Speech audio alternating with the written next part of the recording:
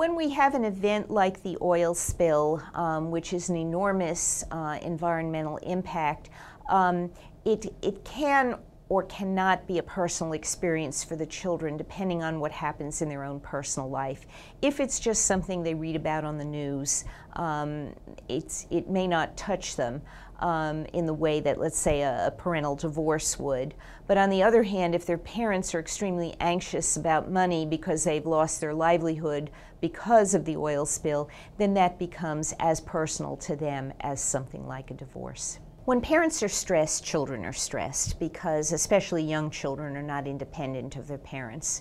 If parents talk about financial crises or other kinds of worries, it affects the children fairly directly.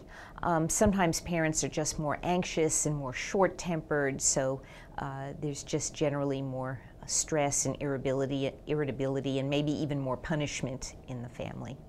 Children don't have the understanding of money. They don't understand if it's a little problem or a big problem. They see it as devastating often, and so if mom and dad are worried about finances for a month, they may see themselves as homeless and on the street forever. Older children, the focus is primarily on losing their friends, losing the social network, having to be the new kid, having to make new friends. For younger children, the issues are different. It's a whole issue of security.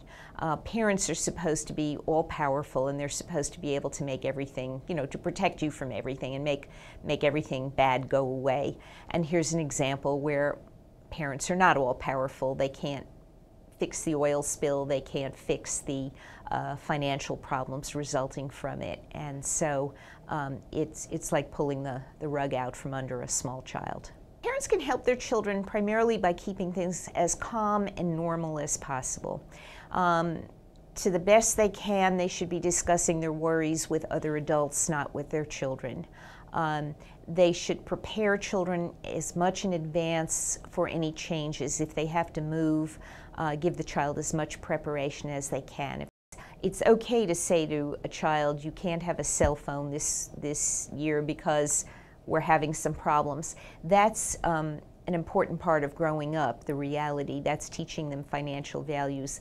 But at the same time, you don't want to catastrophize and say, I don't know how I'm going to make dinner tonight, because that's just too scary.